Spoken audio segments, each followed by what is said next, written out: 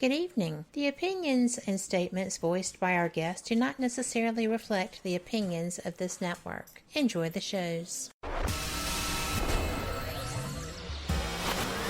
You are listening to WBHM Digital Broadcasting, Birmingham, Alabama.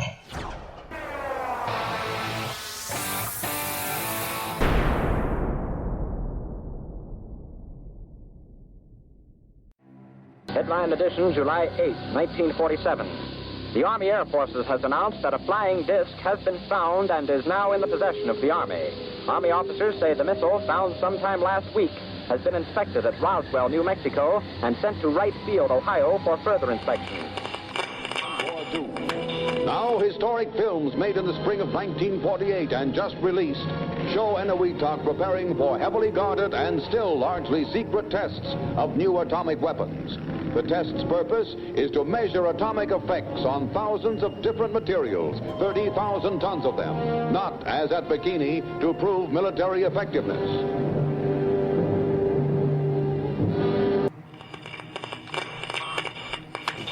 San Francisco police say that 9 persons have been arrested in a narcotics raid on the headquarters of the Grateful Dead, a widely popular singing group. 2 members of the group, Rod McKernan and Robert Weir, and their business manager, Danny Rifkin, have been booked on suspicion of possessing narcotics. 3, 2, 1, 0. All engine running. Liftoff. We have a liftoff. 32 minutes past the hour. Liftoff on Apollo 11. Tower cleared. We got a roll program. Neil Armstrong reporting their roll and pitch program, which puts Apollo 11 on a proper heading. I'm going to step off the limb now. That's one small step for man, one giant leap for mankind. Well, strange lights are causing a viral buzz on YouTube. Could we have caught extraterrestrial activity on a recent newscast? Brandon Arroyo investigates. As the newscast ended, the controversy began back on September 26th. What is that light shining in the back of the dark night sky?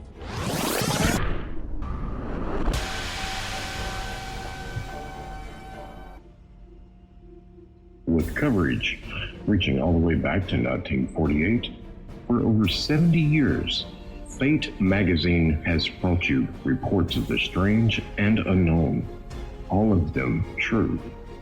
Now, Fate Magazine Radio is carrying on that tradition of setting the standard in paranormal talk radio as we report and discuss some of the most mysterious and perplexing phenomena imaginable in this strange world of ours.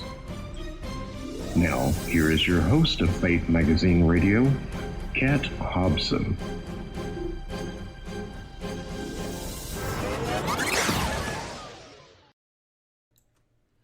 Good evening and welcome to Fate Mag Radio, the online voice of Fate Magazine.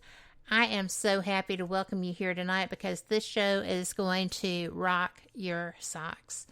But first, there's a little something I have to do.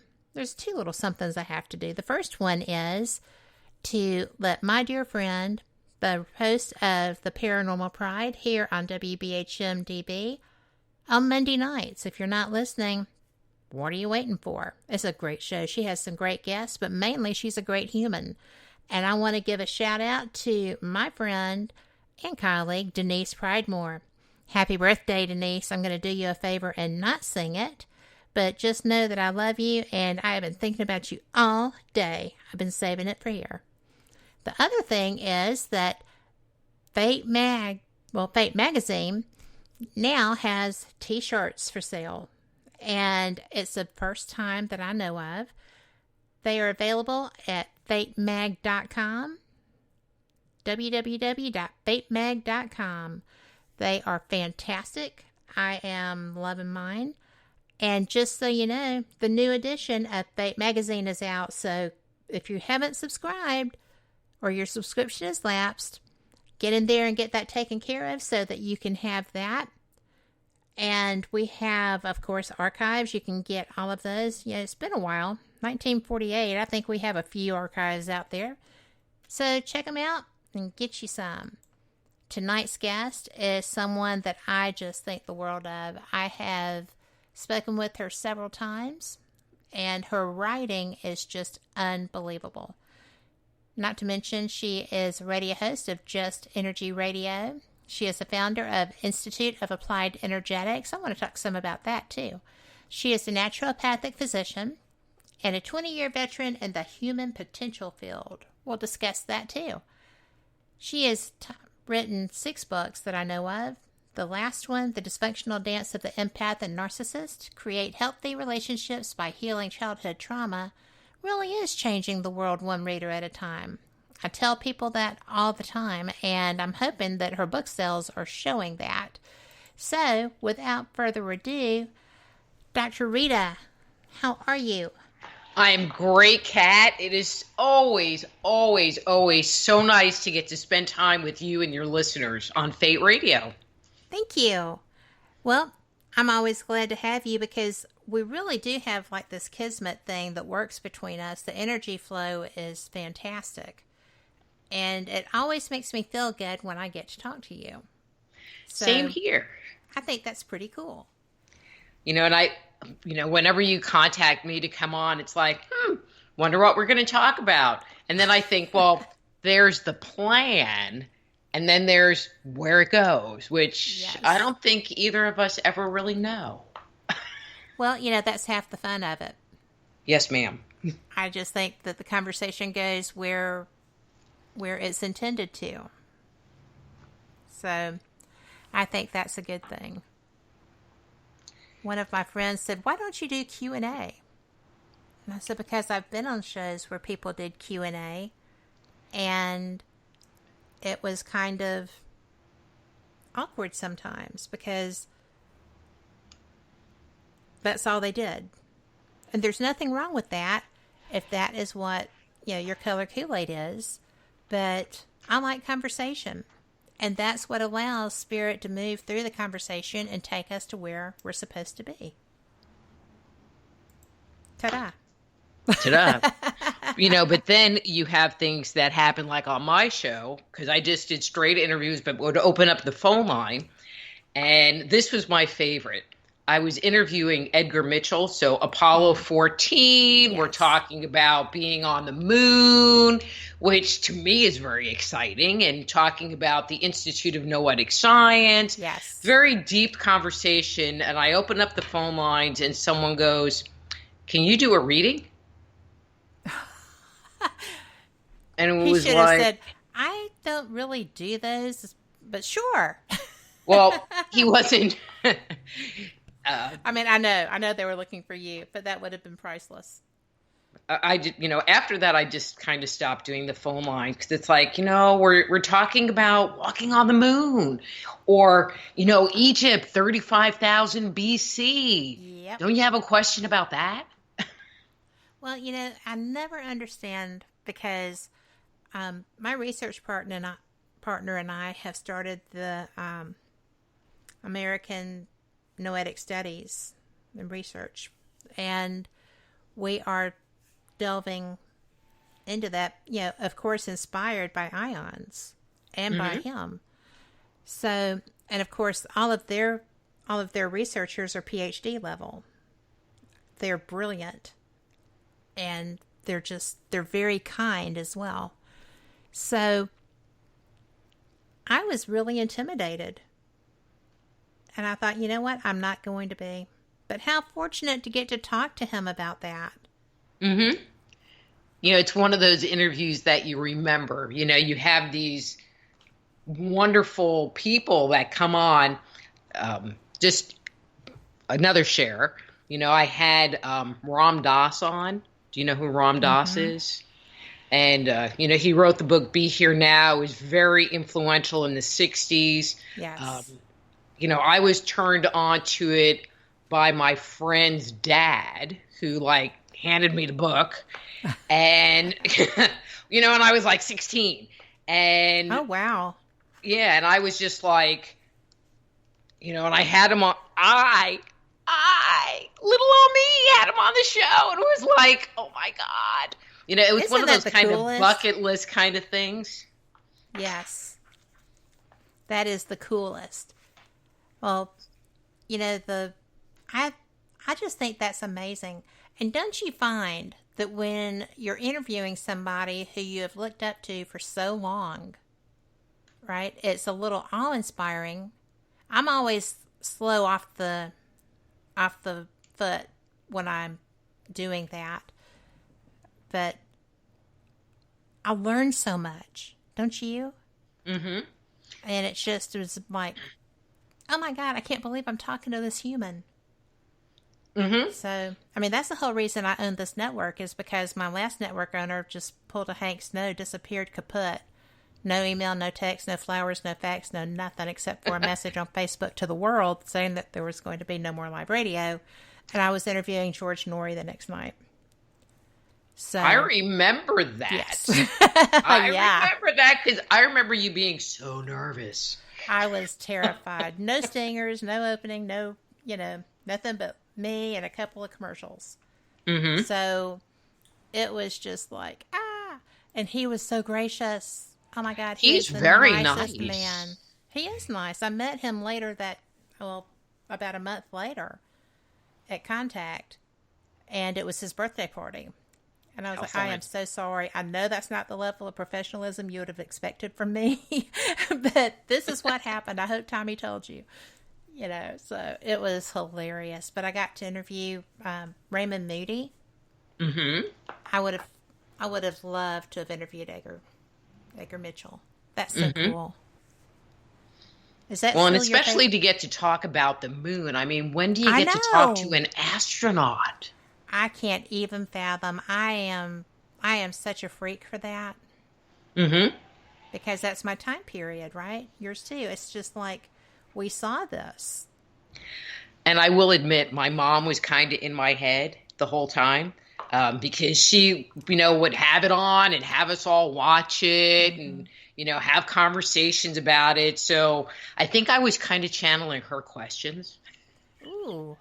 What was the best one? Well, I think one of the facts that really I didn't get when they were originally happening was that they were really only on the lunar surface for like 2 days. I mean, it was just a really finite amount of time. And I don't know, for some reason, it was like, they were up there, they did all of these things. And yeah, it was like 2 days. And I was like, it just seemed a lot longer to me. I thought it was longer than 2 days. Maybe 3 days, but no more than 3 days. But I mean, but they were there. But they were there. It just, and I have always wanted to talk to an astronaut off the record and say, were there really structures? Because, like, I've seen presentations by people who show them. I've hosted people who have imagery that I have seen in person that indicates that there are like a skyline on the moon. And I'm just like, is that there? Did you see that when you were there? I would so want to ask one of them that question. But I don't know that they would tell. Well, maybe if it was off the air and I was sworn to secrecy and they would put me in an asylum if I told someone because I was crazy, right? Right. But, we're known for talking. Like where I am. So you have all your other stuff. I have other stuff too, but I just think it would be so nifty. I mean, I think it would be, on one level, it would be so cool to go to the moon, but in a different level, I mean, I went to NASA in Houston and they had a Saturn V, which is the rocket that they went in, on display. And I'm like, holy crap. Yeah. I mean, the level of fear that they had to overcome to go in this little like tinfoil thing, where there's more electronics in your really old cell phone, than they had on that whole ship is just overwhelming that they could do it. Well, especially after the fire. Mm-hmm. to be able to be the next man up after the fire had to be just like, you had to really think about that. But none of them were there because they were cowards, and none of them were there because they lacked dedication. No. I think that, the best I can relate is that the movie Independence Day, when the pilot is bursting out into the stars, and he's like, I've wanted to do this my entire life. You have to have that. I have wanted to do that my entire life too, but I'm going to have to wait until someone can drive me. So I'm thinking about trying to get Elon Musk on here and talk to him about that. Yeah, take that Delta flight, right? Yeah. So Sherry in chat says, yep, I'd throw up right on that spaceship. So. Well, fortunately, they go through a lot of training, and dealing with the G-force, because that would be probably the hardest part. And then just being out in space, it makes me think of that song Ground Control to Major Tom. It's like, okay, we're here. Hope nothing happens, because we're here. Yeah. But, did you not feel just this, I felt like just this intense pride that Americans were launching from America, going up in our own technology, and that SpaceX did such a great job of getting that together. And the fact that they were able to coordinate, sometimes you get too many chiefs and not enough Indians, and everybody's kind of like not communicating well. That appeared to be an outstanding experience for everybody that I saw or heard talk about it. I was doing a bit of praying that day they launched. It's like, please don't blow up on the pad or as you're going out there. Because I know they've tested them, but this was the first live manned one, and that just makes it be scarier.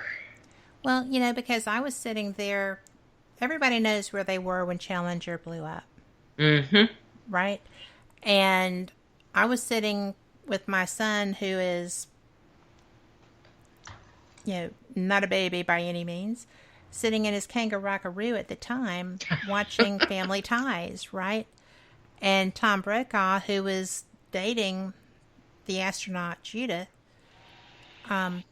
broke in, and he was devastated, but he was still trying to be a newsman, and it was just like, oh my God. And it was so commonplace that nobody was broadcasting it. Because we were used to that now. Right, because it was the space shuttle, and they had done so many launches and stuff.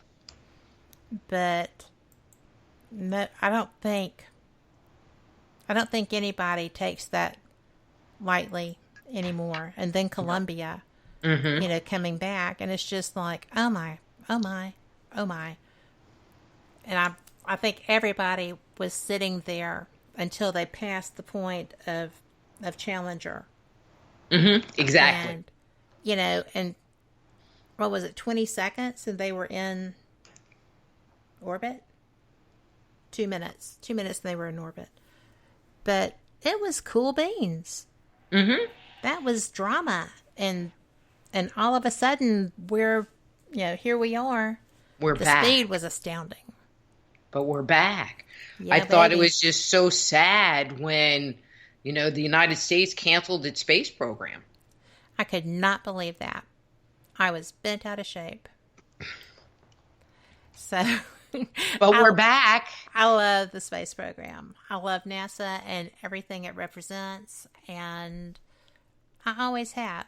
I had a terrible, terrible stepfather who was in the control room, had just turned his headset over for the final count when the fire broke out. Ooh. So because the powers that be always did the final count. So I would think he was glad of that time. Mm-hmm. But we were at the break. I can't believe this. We are 20 minutes in. So we are going to go and do this right quick. Y'all just come right back with us, and we are going to just have fun. You are listening to WBHM Digital Broadcasting, the best in paranormal talk, only on Paranormal Experience Radio, broadcasting live out of Birmingham, Alabama.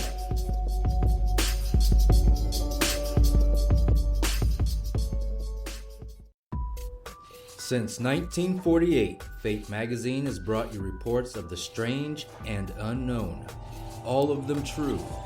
Fate Radio is carrying on that tradition, bringing you the unusual, macabre, strange, and bizarre.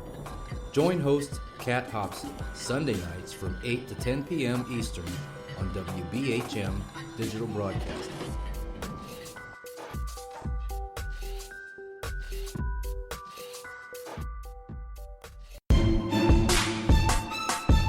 You are listening to WBHM Digital Broadcasting, the best in paranormal talk, only on Paranormal Experience Radio. Broadcasting live out of Birmingham, Alabama.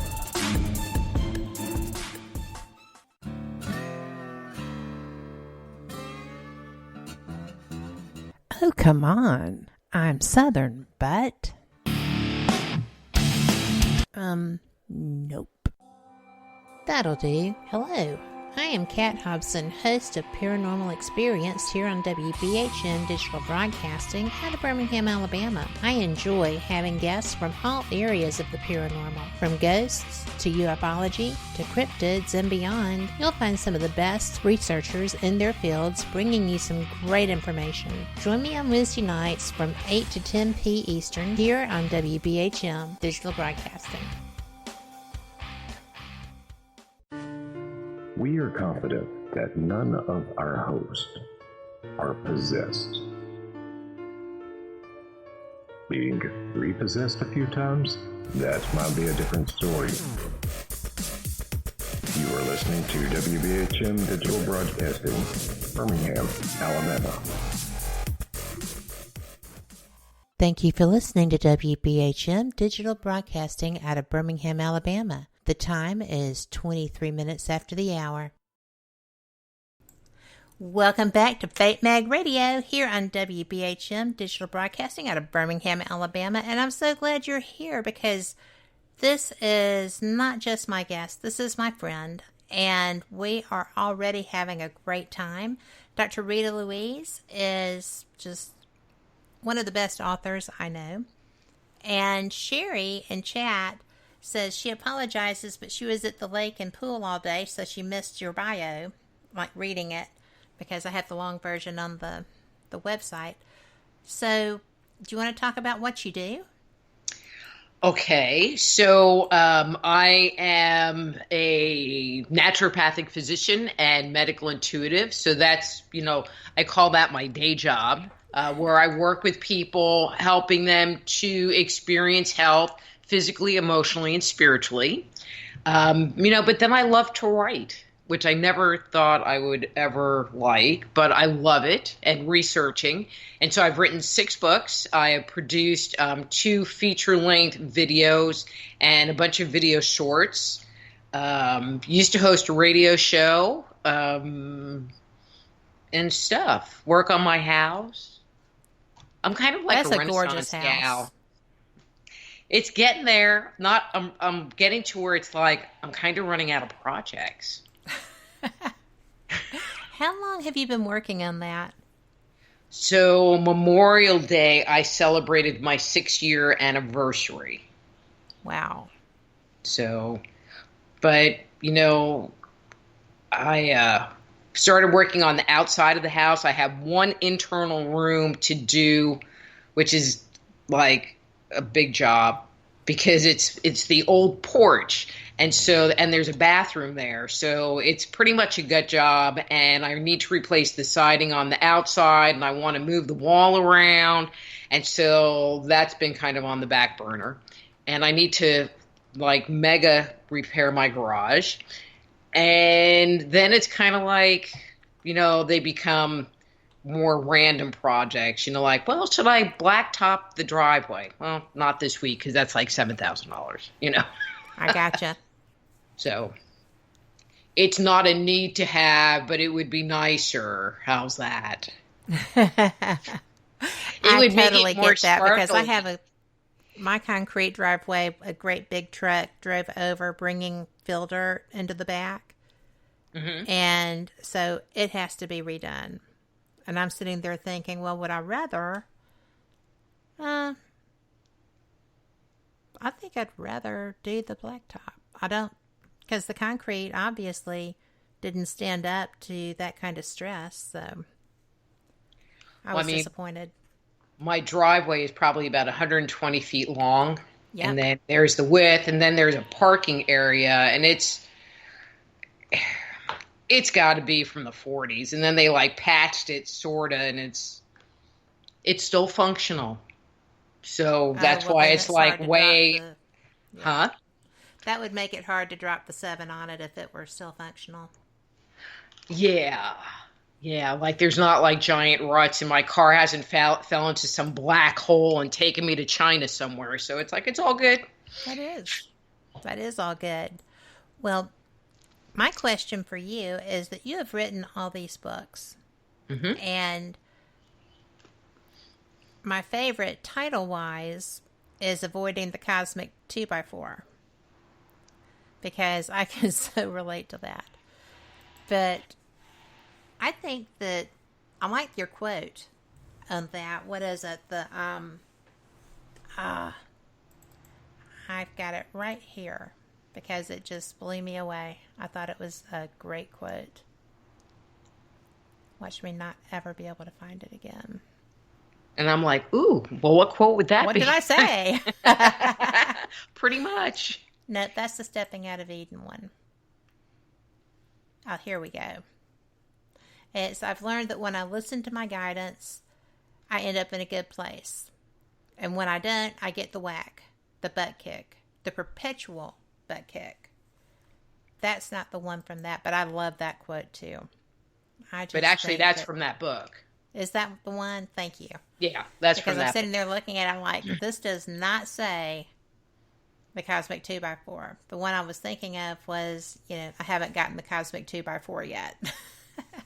Okay. But it is the 2x4 up the side of the head, where the universe just comes down and goes, whack. Yes. I get whacked fairly often. I've just learned to listen a lot better. Well, that helps. It helps Absolutely. A lot. Well, it does. But, I used to be great at that. And lately, it seems that I've just been so overwhelmed by time. I don't seem to get enough time to do things. And you are so good. I mean, you're so busy. You're constantly working on projects. You're constantly writing. You're speaking. You're taking care of people, bodies and minds and souls. And it's really, to me, I'm just trying to finish one book, right? And I'm so overwhelmed. When I write, I tend to get up really early before the day's activities start, and that's when I do my best writing. And I'll work on it for a few hours and do a segment. I mean, sometimes it'll be a page, sometimes it'll be 2 paragraphs. But I work through a concept, and then it's like, okay, I'm good. And then I just move on to something else. I can't just sit in the chair. And I have to tell you, Kat, recently, so I don't know when you said recently, recently I haven't been able to write at all. I mean, this is probably the slowest. You know how like they give hyperactive ADHD kids Ritalin, which is a kind of amphetamine because it like works opposite. Yes. You know, I think all the craziness on the planet is like Rita Ritalin. So instead of me running around like, I got to do all this stuff, I'm just like, I think I'll like go watch TV or like a game, which is so not me at all. Well, I'm through. I'm through. I am doing my edits, and I'm doing some rewriting of chapters, but for all intents and purposes, I'm done. Good. And so it's just like, I think you're right. Nothing is, I think it is the energy. I'm just like, there's so much, and there's so much anger, and there's literally hate, and all of that stuff is very heavy. I was just, didn't put those together with that. Well, also there's this giant energy of we don't really know what to do. Do we wear a mask? Do we not wear a mask? Do we go outside? Are we still locked up in our homes? You know, it changes. You know, there's the whole COVID thing, and then there's that weird protesting thing going on. I'll say it very kindly. Protesting, generally peaceful protesting. Not so much generally. Well, that's how it has been reported, and it just makes me laugh. Well, it's been generally peaceful with a fire going in the background of the news report, but yeah, generally peaceful. I know, right? And the media is feeding it, feeding the angst also, because you can't listen to anyone. No. Because they're all full of malarkey. And it also makes this, I live in Podunk, East Texas. And so we had some protests, and it was about 20 people. And I knew 2 of the 20 people that were protesting. And so right here, I don't worry about it. Although once everything started, there was a noticeable increased police presence on the streets, because we have a very large African-American population in this town. And there was a big notice. And, I don't live too far from Shreveport, Louisiana, which I am so proud of them, because I've not heard any reports of buildings being burned down or any of that kind of stuff going on.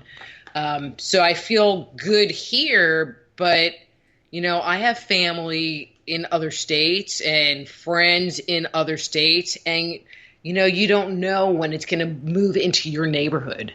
You don't. I live in Birmingham. So that's the home of race riots. So have you had the mostly peaceful protests happening in your area? No, we have not had mostly.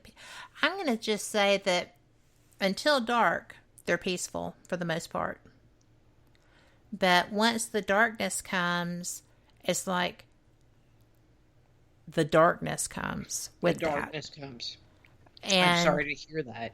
It's just normally when there are protests of this nature here, people in Birmingham tend to get along. It's been my experience. I live in an integrated neighborhood. I'm very happy with where I live. I've got great neighbors. I've got a great community. I'm still in the Birmingham limits. And when they brought people out with the last protesting, the people that they bussed in were the protesters. That was it.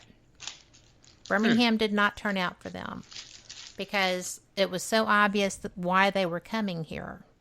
Okay? But in this instance, everyone saw that man murdered on television. And so there is a lot of anger, and people are appropriating it just for themselves, but what they don't realize is that they have the world on their side. Exactly. And they're being so ugly and destructive, and, you know, it's just terrible because everybody wants to help. Everybody wants to see this change come about. Sherry in chat said that the bad people they caught in Huntsville were all from out of state, and they arrested them because they brought their firearms to a peaceful protest. So I just read this little thing on Facebook before we came on air, and I guess the Texas legislature said that if anyone is arrested protesting that is not from Texas, will be brought up on felony charges because now they're crossing state lines. That's not unrealistic. No. So, I guess but then again, always go to Chaz to live. I mean, you know. So that I'm place sure they would kills take them me. in. That place kills me. But, you know, it's interesting. I mean, obviously I'm not from Texas. You know, but I guess there was talk of them wanting to dismantle the Alamo or vandalize the Alamo. And, you know, it was supposed to happen this weekend. And there was this whole big group of people standing around the Alamo. And it's like, okay, come on. Like, I don't think you aren't going to take it. Yeah. Absolutely. You know, that's one of the things that I find to be so interesting is that very few people mess with Texas. No, which makes me kind of happy that I live here. Which makes it look like not a bad idea, right? But, yeah, but that's how here usually is. I mean, Birmingham, we do have a lot of, like, weekend murders, and I don't understand why it's always in the same areas. I don't think that should be a pattern that could be broken. Mm-hmm. Right? It's like Chicago and their killing of each other. You know, that's a pattern that there should be a means to break because it is a pattern. It's visible. You should be able to fix that. But nobody wants to ever just be blunt and do what it takes to fix it. Mm-hmm. So, you know, I am just so about trying to get peace and tranquility. And I know that that's Pollyanna, but it's still not impossible if you can get people talking instead of rioting. But see, I don't think that the people that are rioting and looting actually are, quote unquote, protesting. I don't think so either. Yeah, I think there's the protesters, which are there for a political reason, and then there are these other people that are using it to their advantage. The rulers of Lord of the Flies.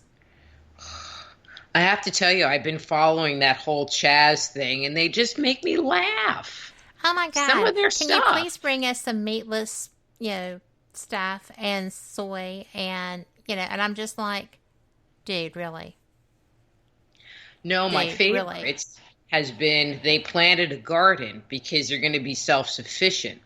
And they took topsoil or potting soil and put it over this area of grass. So they didn't like dig the grass up or turn the grass over. They just put it on the grass and then planted some vegetables. Oh, and then I heard and a bunch of weed. It's like, oh, okay. And then they made a second one. I mean, this is just like, really? They made a second one and they put cardboard down on the grass and they put dirt on top of that. Like, you guys need to like watch YouTube or something. Because their social media is still active. That's why they're still there.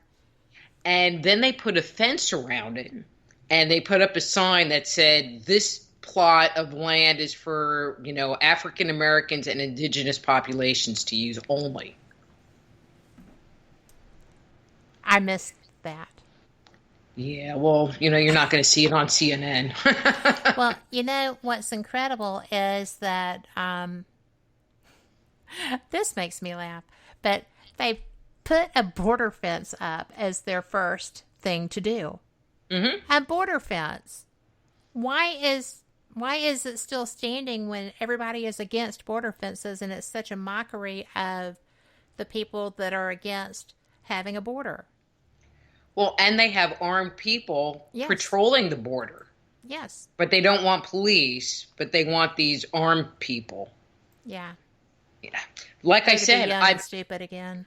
I've been watching it because I just am laughing. You know, it's like, here, a bunch of 15-year-olds that they said go to the park and take it over. Well, they certainly look 15. But then again, I'm old, so... Yeah, but it really is. It really is a funny thing. And that energy, at least with everything else that's going on, we have comedic relief in Oregon. Yeah. So I appreciate that. It kind of took the edge off.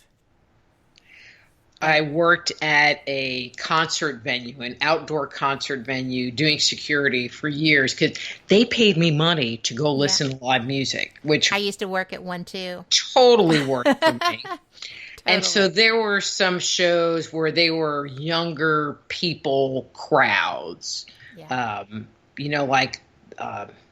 See, this really dates me, like Matchbox 11, 511, or see, this is, actually I like them, Evanescence, and it was at an Evanescence show, and I was working this one area because my son had come with me, and so I said, well, can I go work over here because then he can sit next to me and I can keep my eye on him, and he knows where I am, and there's a chair, and they were like, sure, and so I had this young kid, teenager, trying to climb over the rail where I was sitting, watching, making sure they weren't climbing over the rail. And I got up and I did I'm going to backhand you. And he just climbed back down the rail. And this woman who is sitting near there, she came over after. She goes, I saw you almost backhand that kid. I said, I gave him the mom thing, but he just totally backed off. And I feel like they need the mom thing to go in there and just be like, I'm just going to backhand you. Go home. Just go home.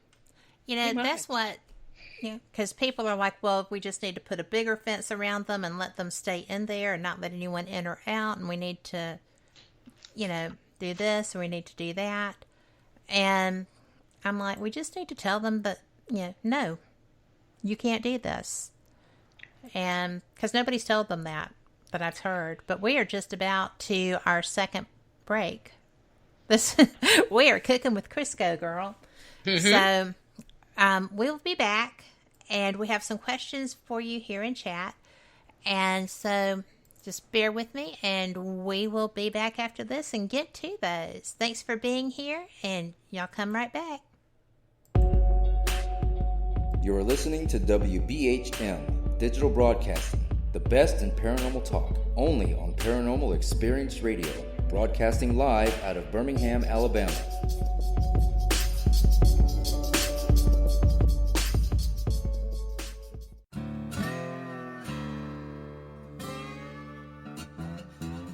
Oh, come on. I'm Southern, but... Nope. That'll do. Hello. I am Kat Hobson, host of Paranormal Experience here on WBHM Digital Broadcasting out of Birmingham, Alabama. I enjoy having guests from all areas of the paranormal, from ghosts to ufology to cryptids and beyond. You'll find some of the best researchers in their fields bringing you some great information. Join me on Wednesday nights from 8 to 10 p. Eastern here on WBHM Digital Broadcasting.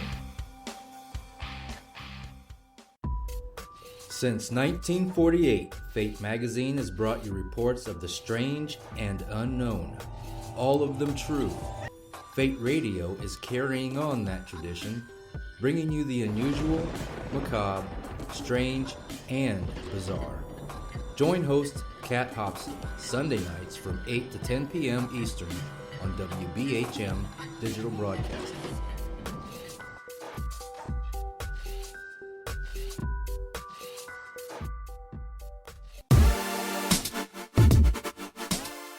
Listening to WBHM Digital Broadcasting, the best in paranormal talk, only on Paranormal Experienced Radio, broadcasting live out of Birmingham, Alabama.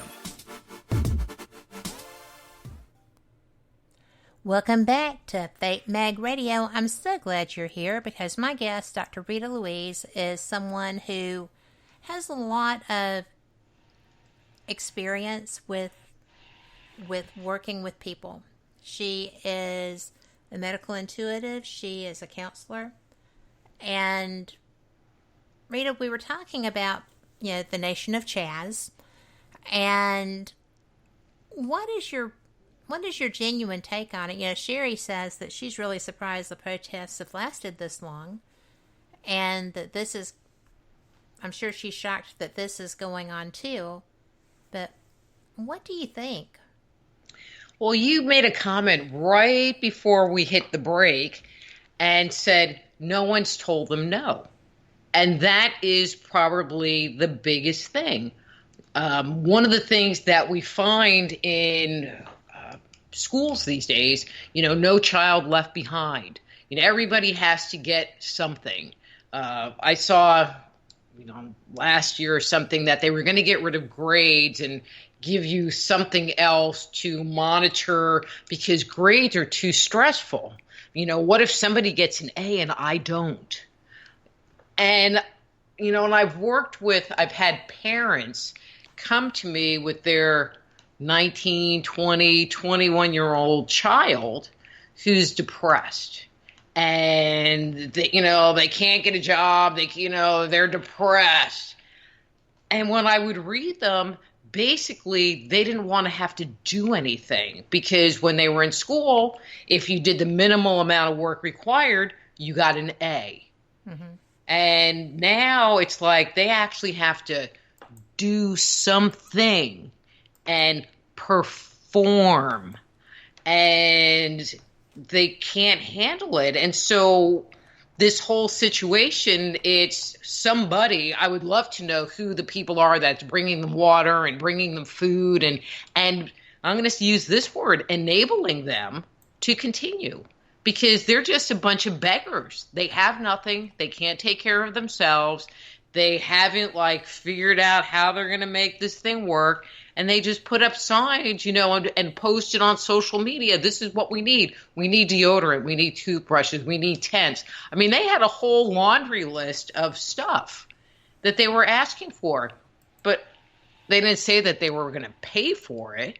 They just want people to give it to them. I saw a thing on social media that said, we should just say that we don't have trade relations with Chaz and treat them the way we do people that we don't trade with. Mm-hmm. Or put trade sanctions on them. Mm-hmm. Since they're a nation. Well, right? And if you leave Chaz, you need a passport. Yep. And you have to have, I just look at the whole thing and it just makes me laugh. When it first started, it was a bit upsetting. And now I just am like, it's a popcorn moment.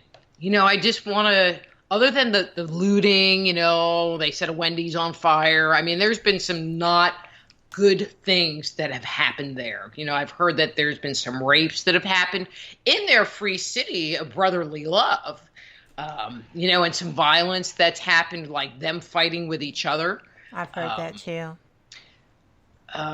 But that aside, their whole attitude of how everybody is supposed to take care of them, but that's the society they want. That's that kind of socialist society they want. Free college, you don't really have to work. The government gives you a paycheck every week, or every month, and that, you can work if you want. You don't have to work if you don't want. Yes, that's the part not in that's America. Me. Yeah. And it's really, you sit back and you think, and I have grown children.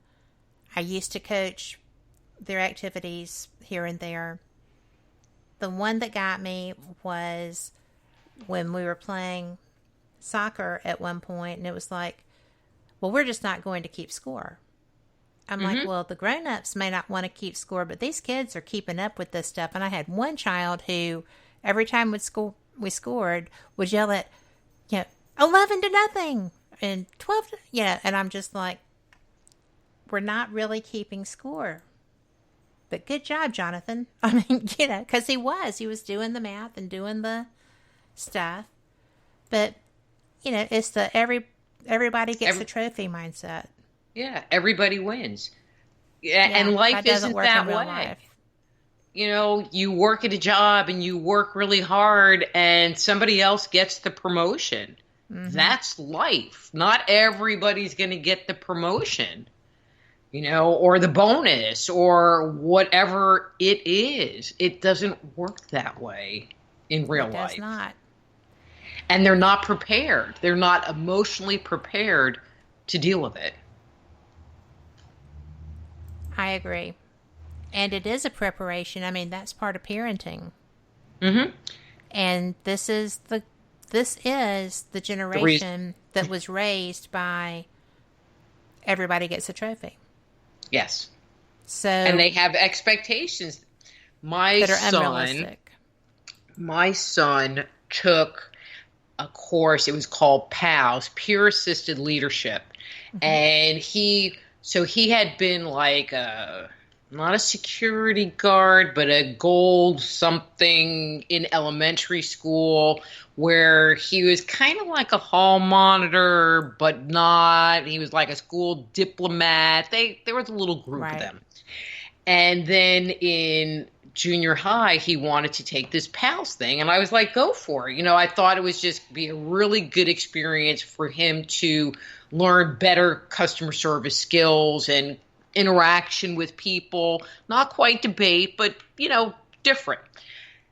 And every week we would get these notes. I need to bring, or it wasn't even notes, I need to bring in 3 bags of candy. I need $10 because we're going to make baskets for the bus drivers. I need blah, blah, blah. So it started, and he had to bring in baked goods because they were going to have a bake sale. I'm all about that. I will make you cookies or cupcakes, and you guys sell it, and however many bake sales you want to have a year, I'm all behind it, because then you take the proceeds from your bake sale and use that to pay for your events that you want to do. But no, that's not how it went. It was every week he was coming with his hand out. Yes. And at that point in time, it's like, we didn't have a lot of money. And, when you're starting to talk about, $40 a month for a class, it was ridiculous. And so I got into this pissing match with the instructor, and she was like, well, we're teaching them how to share. And I'm like, no, you're not. You're teaching them how to beg. Yeah. Because they're not. And there's a difference. They're not doing anything to earn this money. I will support them doing work to make the money to go spend it, but you're not making them do any work. I send you money, you give it to these people, get little baskets, do this, and it's just like, no. Needless to say, he didn't take it the next year. Well, I get so exasperated. I don't have kids in school anymore. Everybody's married or off doing a career and, just doing their thing.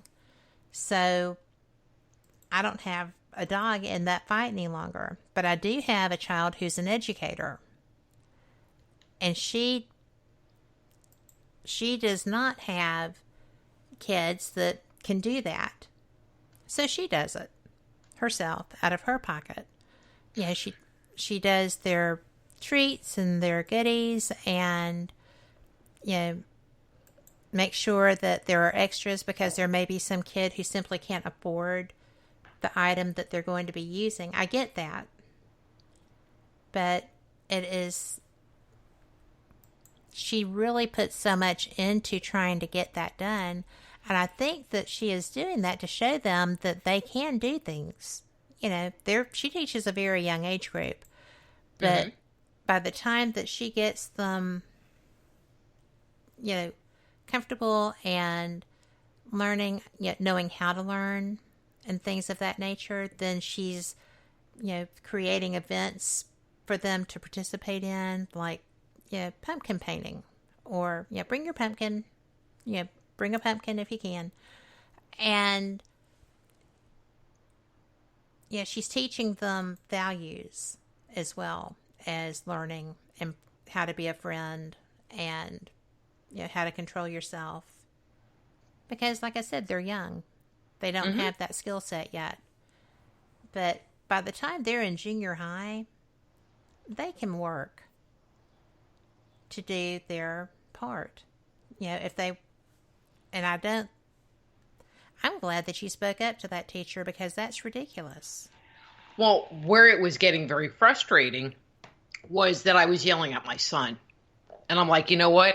I'm really not being fair to you, because it's not your fault. Right. You wouldn't be doing it if you weren't in this class. And so it's not fair to me to sit there and go, you need $5 more? Because we would like send them in with candy and this stuff, and they would just use everything and like make little baskets for the bus drivers, which is nice, but they didn't really do anything. Right. Other than make little baskets. And then on top of that, it's like, oh, well, I need $10. It's like, well, what's that for? Oh, well, the PALS group is going to go get lunch. So they would do an event, and then we would have to send them with money so that they could go get a lunch thing. It's like, oh, so I have to like support patting you on the back because I gave you money or bought you all this stuff that you took to class. That would not have gone well in my house. No. Have a car wash. Yeah. We'll come help wash cars. The band does it. The choir does it. They sell those candy bars. They do things to raise money. Yeah, we do fruit sales here too. But whatever, they did stuff to make money. It might not have been all the money, but, there was a cause and effect. There was effort on their part. Yes. And their hand wasn't just out. And that's what I felt like this teacher was teaching them, was that they should just put their hand out and have this expectation that someone's going to give it to them. As we see in Chaz. Thus the story. It's just really, it's really not funny, because there's no one willing to be the grown-up in that situation. My boyfriend called it Lord of the Flies. It's exactly Lord of the Flies. Mm-hmm. But the grown-ups are participating too. The grown-ups are part of the system, enabling the Lord of the Flies behavior. Exactly. And my husband just looked at me when I said, oh my God, it's the Lord of the Flies. And he was just like, what? I said, oh, I know it's been a long time since you read that, but trust me, it's struck deep here. So, we're just going to have a summer of love. There's love there. And I don't understand why they're enabling the behavior. Yeah. I just... Because they're afraid to be the bad guys, because they don't want what they've seen everywhere else. Okay. Might be something to do with that. I don't know. I don't get it. Oh, I don't get it either, and I don't get how anyone could think that they would be reelected, but that's just me. Because... Oh, you were thinking that too? Maybe we were having like matching psychic moments. Well, yeah. I think there's a lot of people sharing those psychic moments, because I haven't heard anyone outside of that area. I haven't heard anybody, any adult. I haven't heard very many adolescents or, millennials say anything positive about that. Other than at school, wish we could get away with that. Mm-hmm. And, you just can't, you can't do that. That's not the real world. Well, and then there's the other part to it. They're taking over blocks, and so there are stores there. I think in that area, there's like the stores on the bottom and then apartments and or offices upstairs. Yes. Well, what about those people that live there? What about those businesses? Don't they have rights too, to be able to get in and out of their house or apartment or business without being harassed or listening to the noise or having a fire next door? Well, or a police car on fire? Apparently not in the Kingdom of Chaz. Not in the Kingdom of Chaz. There was a business that had a sign up that was like, woman, black-owned business. Please don't, please don't destroy, or something like that. And her sign was still up, so maybe they're not going to until they get really wasted one afternoon or something. But we are at the top of the hour. This is going to be our 5-minute news break. I'm sure we're going to hear lots of good news. Hopefully. Yeah, I'm ever hopeful about this, y'all. Y'all know that. So we will be right back, and we will get to those questions. Thank y'all for being here, and y'all come back. Support for NPR and the following message come from DuckDuckGo, the internet privacy company committed to raising the standard of trust online. With one download, you can search and browse privately, avoiding trackers. DuckDuckGo. Privacy simplified. Live from NPR News, I'm Janine Herbst. For a third weekend, protesters across the country are marching against police brutality and racism in the wake of the killing of George Floyd by Minneapolis police. As NPR's Eric Westervelt reports, question about the deaths of black men in Atlanta and Southern California are adding new momentum to the protests.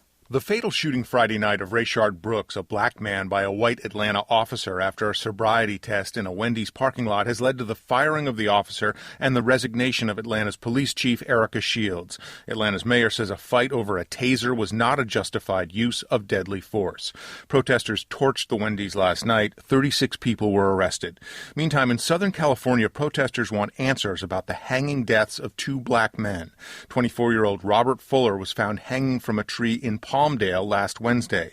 Police say the death appears to be a suicide, but protesters are demanding a full investigation. And east of Palmdale in Victorville, 38-year-old Malcolm Harsh was found hanging from a tree on May 31st. The police say no foul play is suspected, but in a statement, the family questions that. We want justice, they said, not comfortable excuses. Eric Westervelt, NPR News.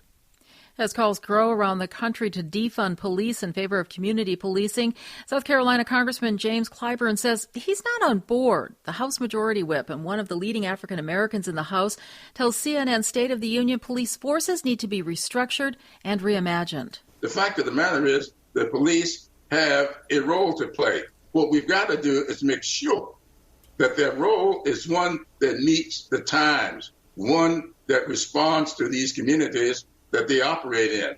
And Clyburn says he was incensed over the shooting death of Brooks, saying the 27-year-old's actions did not call for lethal force. China is reimposing some lockdown measures over fears of a second wave of coronavirus cases. In Beijing this weekend, more than 122 people are confirmed to have the virus. NPR's Emily Fang reports all of the cases are linked to one wholesale market that supplies the city. Authorities have tested nearly 6,000 people at the market and locked down 11 surrounding residential communities. Of the more than 120 cases confirmed since Friday, nearly half exhibited no symptoms. The Xingfadi market calls itself the largest produce market in Asia and supplies Beijing and its environs with much of its fresh vegetables and fruits. Health authorities said Saturday Beijing is now in a, quote, wartime emergency. Chinese health authorities say at least 2 samples from the market were found with coronavirus strains more similar to a strain prevalent in Europe. They suggested the new outbreak began from imported food handled at the market. Emily Fang, NPR News, Beijing. U.S. futures contracts are trading lower at this hour. This is NPR. A group of African countries is asking the UN Human Rights Council to hold an urgent debate on the current racially inspired human rights violations, this over the killing of George Floyd. Lisa Schlein has more. The debate at the Human Rights Council will focus on Floyd's death while in police custody and on the systemic racism in the United States that doesn't hold the perpetrators accountable for their crimes. It also will deal with the many human rights violations and unchecked police brutality suffered by people of African descent in other countries around the world. Lisa Schlein reporting. South Korean security agencies held an emergency meeting today following threats from North Korea. As NPR's Anthony Kuhn reports from Seoul, the South Korean military says it is prepared to respond to any situation involving the North. Security officials called on North Korea to stick to its commitments, such as a 2018 agreement aimed at reducing military tensions. Last week, North Korea cut all communication channels with the South. On Saturday, state media quoted North Korean leader Kim Jong-un's sister, Yo Jong, as saying, "We will soon take our next action," adding that the action would be military and referring to the South as the enemy. Pyongyang claims it's punishing Seoul for allowing defectors to send propaganda pamphlets into the north, but experts believe Pyongyang may also be trying to distract from economic hardships at home. Anthony Kuhn, NPR News, Seoul. Crude oil futures trading lower, down 1 3/4% at $35.64 a barrel. I'm Janine Herbst, and you're listening to NPR. Welcome back to WBHM Digital Broadcasting out of Birmingham, Alabama. The time is 5 minutes after the hour. Welcome back to Fate Mag Radio here on WBHM Digital Broadcasting out of Birmingham, Alabama. And, we are into our second hour. I don't even know how this happens, but I am having the best time with my guest, Rita Louise, Dr. Rita Louise, who is, like me, watching what's going on in our country here lately. And we actually have spent our first hour discussing that because we're citizens. We pay taxes, we have opinions, we have a lot of years behind us compared to a lot of the people that are dealing with this stuff. And we're both observant and we're both intuitives. So this is pretty scary stuff and frustrating stuff, huh, Rita? There's definitely a scary element to it, although for me, my fear level has gone down. And now I just watch it as kind of like this giant chess match. That's going on. It's like, okay, well, who's going to move next? On Twitter, there were some posts about the Hells Angels and the Mongols or some other biker gang from San Francisco were going to drive up to Seattle and just end it. Now, I think that would be funny as heck. I'm like, all right, where's my popcorn? Because I'm hoping somebody's going to film that, Well, that's like, and the last time Antifa came out being horses' butts out in California, everybody was like, ooh, are they going to go to Sturgis? Please go to Sturgis. We want to see you go to Sturgis. You're so bad to the bone. Please go to Sturgis. And, of course, they didn't because real-life people will not take that. Like that. Real-life grown people will fix that.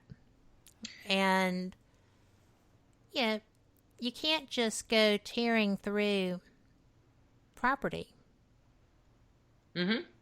without repercussion. And so far, Antifa, and I'm tired of people saying they're not an organization. They are completely an organization. They're funded. They are well funded. They well trained. Have training. They have methodologies. They have clothes that match. That's called a team. It's just it just is not something that is not a real thing. This is a real organization. They may have they have leadership. Somebody is putting out the word on Twitter. Somebody is putting out the word on all their social media. Be here, be there. Somebody is putting the ads on Craigslist for the rioters, the protesters. Somebody is paying for that. have heard very strong statements relevant to who that could be. Mm-hmm. And people are not idiots. People know this is well organized and thought out and planned. And you know the part that I'm the most proud of, Kat? Tell me. Is that people that recognize that this is just a game being played, like the Hells Angels, you know, that there hasn't been clashes. You know, they're doing their thing, and there hasn't been backfighting, because that could be freaking ugly. Example. It would be freaking ugly. There were stories going around that they were going to go do something in Coeur d'Alene, Idaho. You know, so you have all like the militias in Montana, which is really close to Coeur d'Alene, Idaho. And there was video of the streets of downtown Coeur d'Alene. And there were these guys with like shotguns and rifles and like 2 guns on their hips. And it was like, bring it. I mean, that was pretty much the caption. Bring it. Yeah, there wasn't any protesting in that city. Well, that's the reason there's not a lot of protesting in Texas. Mm-hmm. People won't tolerate it. Well, but there's also the part like people have guns and know how to use them. Yes. And, you know, it's so frustrating. Well, and the sad part is a lot of the cities that this is happening in are also states that, and I hate saying this out loud, but have the strongest gun control laws and want you to give your guns back. So now you have this whole group of unarmed people that are having to put up with this crap. And they do have to put up with that, because that's why they do this stuff there, because they know they're vulnerable. Mm-hmm. As you said, they don't come to Texas. People have weaponry and know how to use it. I would be shocked to see anything major in any of these states. And, you know, it's just so, you want so much for people to be able to come out of this with an understanding that, okay, we tried this, it didn't work. And I think that's part of the reticence to go into, is that they want it to be seen that this is not working.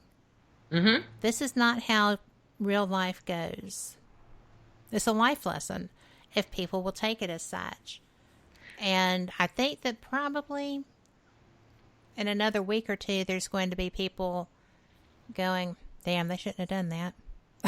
You know, I mean, or I can't believe they don't have food. What were they thinking?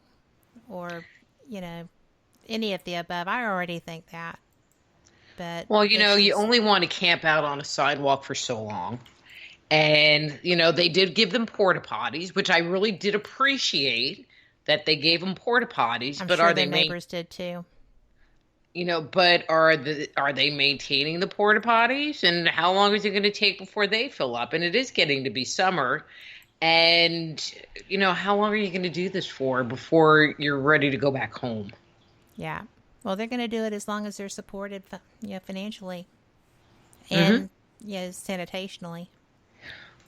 Years ago, I'll just admit I was a bit of a deadhead, and when the Grateful Dead were very popular, there were people that literally had, you know, like Volkswagen vans and would travel around the country to go see shows. Yeah. And so I went to an event in Eugene, Oregon. So I lived in the Bay Area, San Francisco Bay Area, and we drove up to Eugene, and they had Dead City, and it had tents and people selling food and this. I mean, it was like a whole freaking city there. But one, it was the Grateful Dead, so everybody was, you know, hanging out and high. So that was one part. So there wasn't any fighting or looting or things burning up. And they were there to go see the Grateful Dead, you know. And so it was kind of a summer of love, because they were, you know, a bunch of leftover hippies in tie-dye. Not like that Not like that. This is nothing like following Panic or the Dead or anything like that. I mean, this is anarchy. Attempted anarchy. I don't think they're going to be successful with it. Yeah, they feel like they are now because they're getting a lot of attention, but it's hard. Anarchy is hard. But this is also their view of how they want the world to be. Yes. And they set up walls. They have security. They have a warlord who's in charge of everything. If you have an opposing view, you get beat up or kicked out. There were discussions on, one, they decided no meat on the pizzas. And they were in discussion as to whether they could have cheese on the pizzas. So this is for this whole community, and some group decided whether they could have meat and cheese on their pizzas. Why even get a pizza with no cheese? It's not pizza at that point. It's like flatbread. Well, vegan cheese is really expensive, so I don't know. I don't know. But okay, so now these people that I don't even know are making this decision for me whether I can have cheese on my pizza or not. Because we're vegan or vegetarian or whatever. Yes. Well, now you're deciding to me that I have to be vegan or a vegetarian, and I can't just be me, and I support Black Lives Matter. Yeah. So there's this whole kind of mind control element that's part of it too. It's a complete mind control. I mean, it truly is Animal Farm meets Lord of the Flies. So all they need is Soma, and they've got it made. They've covered all three. 1984 gets their place too. Mm-hmm. But, which, by the way, was not supposed to be a frickin' operations manual for this country. That's just me. So, but, it really is. If you ever doubt how Marxism works, you're seeing it. Real life, real time, people trying to do it. And, we have a question in chat that says, who's placing slabs of bricks all over these cities to enable them to break windows? That's Antifa. So, that is who is doing that, because the protesters go home at dark because they know what's coming and they don't want to be involved in that. And then the rioters come out and do the devastation. Peaceful protesting is our right. And it does say in the Constitution, Mr. Cuomo, that peaceable demonstrations are allowed. There is a rule. You should read that because, that's what protects your job. It's in the First Amendment. Read it. You might want to know what, your job can be helped under. But it is just that simple. You can peacefully protest all you want to till the cows come home. You can do it from daylight to daylight. You can do it, anytime you want to. You cannot riot in the streets and have anarchy and be able to expect to get off scot-free. Because you know what? That facial recognition software, it's jam up. You got, 5 people that are facing life terms for setting fire to New York City police cars because of facial recognition software. You think they don't know who you are? Big Brother is always watching. 1984, what did I say, right? Mm-hmm. So, at any rate, real life means real time when the dust settles from this. Just because they haven't come for you, I don't think means they're not going to. They're letting this die down. And if people aren't really sure, think about, you post a picture with you and your friends on Facebook, and you hit enter, and it's got your name and the names of everybody else that's in that picture, and you didn't type any of them in. That's right. That's that facial recognition, and that's Facebook. That's not our government. They have multiple generations ahead on that. Yep. And, something else that I think is really cool, is that, I can say something around my phone and it's in the ad on my Facebook the next 10 minutes. Whatever I think that's David creepy. and I were talking about is in my ad stream within 10 minutes. So you must have turned on your microphone for Facebook. See, there's certain things on my phone I will not turn on. My microphone is not active for Facebook. Scary, right? It's just creepy. Here's a helicopter coming over me right now. Is it black? Are they coming for you? I don't know. I'm not looking outside. I'm hiding. They can't see me through my blinds like hell. But we are going to go and take a break. And I promise we will get your questions about Rita's writing and other things. But, these are serious times in our country. And while I didn't plan a serious discussion of them, I can't think of anyone I'd rather have this conversation with. So, thank you. We will be right back. Y'all come back too. You're listening to WBHM Digital Broadcasting, the best in paranormal talk, only on Paranormal Experience Radio, broadcasting live out of Birmingham, Alabama.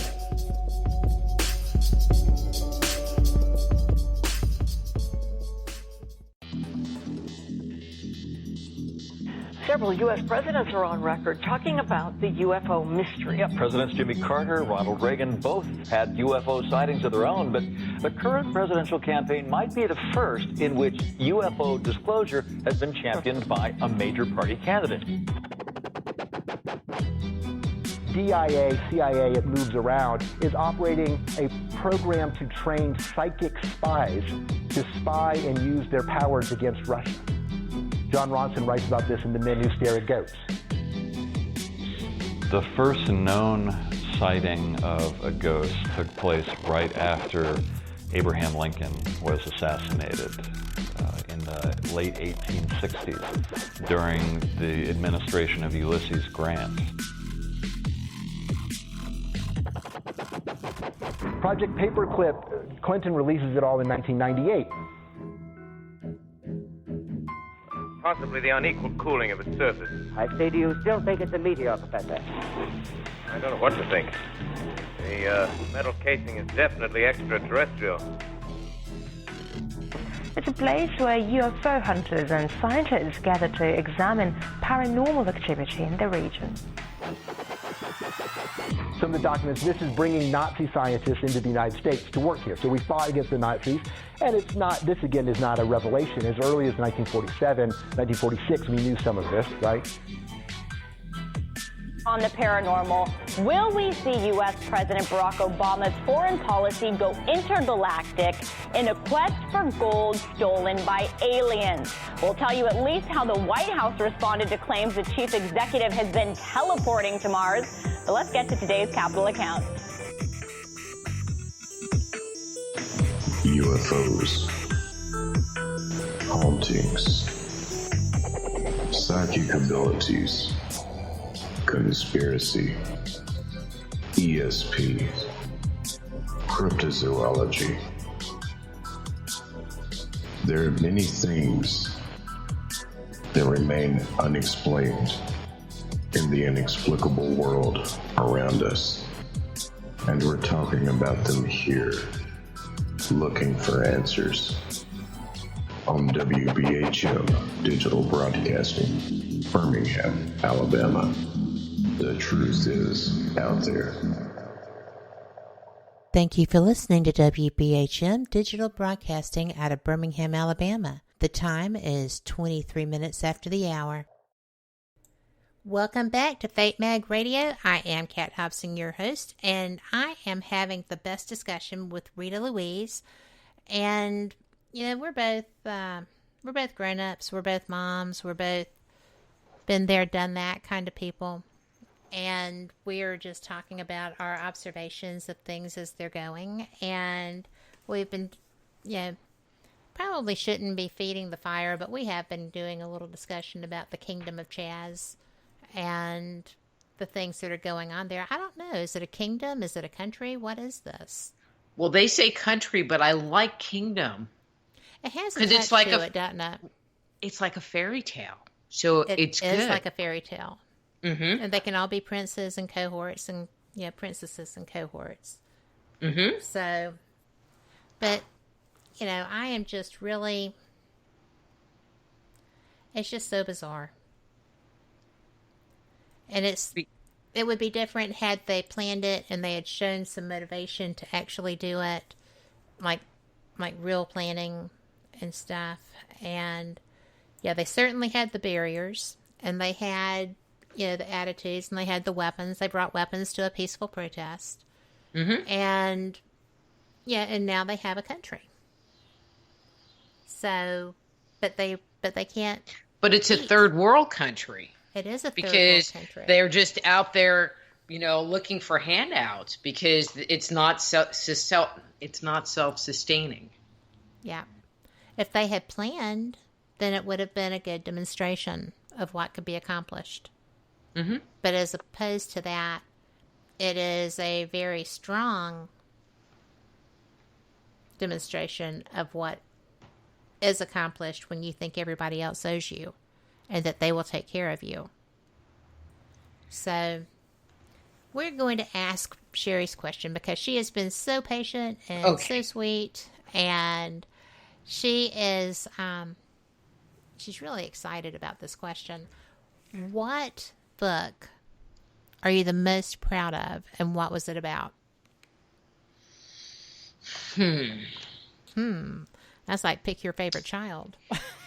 So I'm going to say two different ones for two totally different reasons. And I'm just going to say them because this is chronological order. The first one is the E.T. Chronicles, What Myth and Legends Has to Say About Human Origins.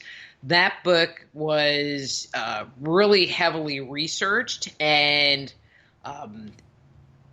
the way I described it, I felt like I was a slot machine because I was taking mythological stories that I knew somehow fit together, and I would roll them around in my mind, and I swear to God, I was waiting for my eyes to go like 7, 7, 7 when the stories lined up together.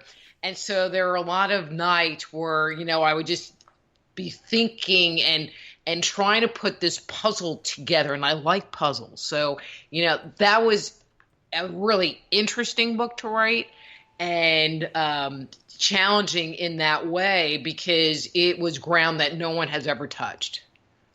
So there was no really, somebody else's reference that I could kind of steal from as a foundation.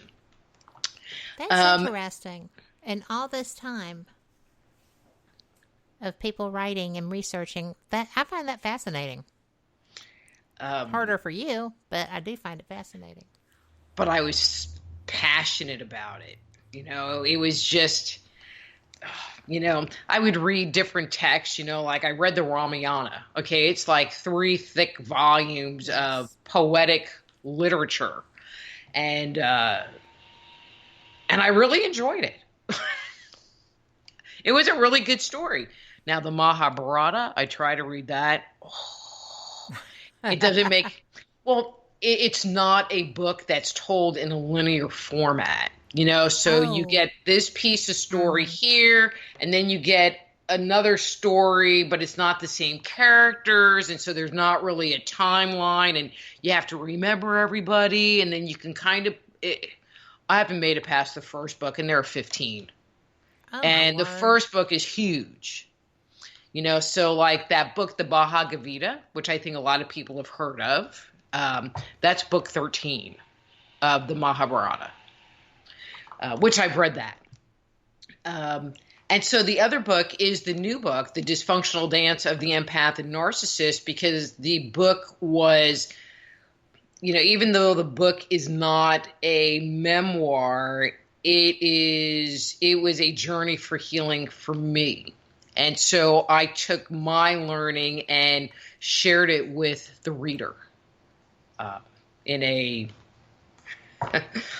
Rita style. I don't know. If you listen to me on the air and talking, it's like, and So I have some clients that have gotten the book and that I've worked with for years and years and years. And I'd be like, well, you know, when you're reading it, you're going to hear me in your head. And I get these phone calls. It's like, you know, I got your book and I've been reading it. It's like, and I've been hearing you in my head. Because it really is written. I mean, I write from my voice, but this one is really written from my voice. A little bit sarcastic, a little bit, all right, a lot blunt. Just saying what it is, you know, hey, this is what it is. You know, I could go around the bush 500 times or I could just say it. And for this situation, I chose to just say it. Well, I think that's a great thing, though, because people that are experiencing what you're talking about, people go around the bush with them all the time because they're intimidated to just come out and say, this is so jacked up. Why are you allowing this? Or, you know, you need to learn how to deal with what was past so that you don't keep it in your future.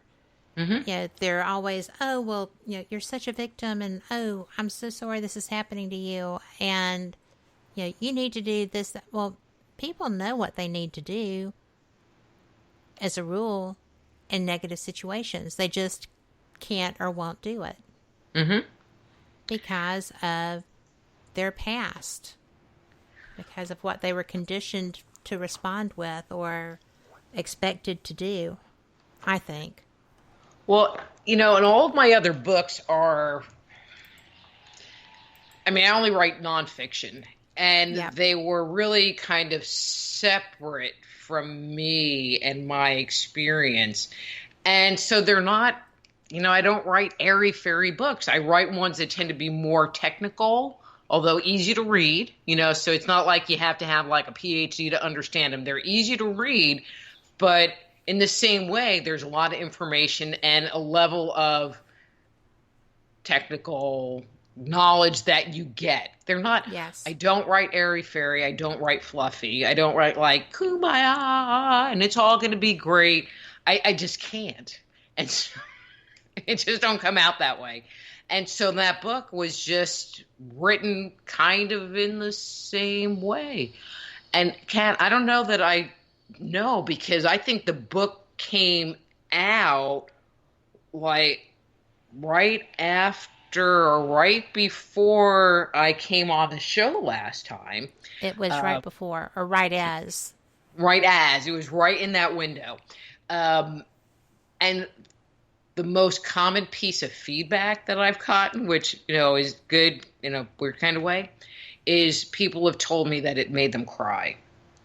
And, you know, when you do healing work and you help someone to heal their deep wounds, that's the only way to bring the negative emotions up and out is through crying. And so even though it's like, I'm sorry I made you cry, you know, deep down I know, but it's really good for you. Yeah. And, you know, people that I've talked to who read it said that as well. They were just like, oh, I don't know why you told me about this book. I'm like, because it's a great book. You know, you must know it's a great book or you wouldn't be fussing about it. So, and that's true. But it really is, I mean, it's just, as you said, it's just straightforward. It is what it is, and the information is what it is. And it's not BS, you know, there's not really room for it. It's too challenging a subject to write that, you know, you can make it be soft and fluffy and teddy bear-like, or you can just say it. And I'm kind of a just say it girl. Yeah, I am too. It gets me in trouble sometimes, but it's okay. That's okay. Well, and I think sometimes people just need to hear it. You know, when I think that, they don't think they do. When I first started doing interviews or posting stuff on Facebook, I don't remember, but I was getting a lot of flack from people. I mean, for the listeners, the book is really talks about taking responsibility for your role if you have been involved in a toxic relationship, multiple toxic relationships, and then using that to make changes, but not changes in the person you're with, changes within yourself so that you can love yourself, so that when you enter in your next relationship, you're a different person and you're not attracting the yucky people to you that maybe you have a chance to like attract somebody good. And I got a lot of flack. It's like, oh, well, now you're blaming the victim. It's like, I'm not blaming the victim.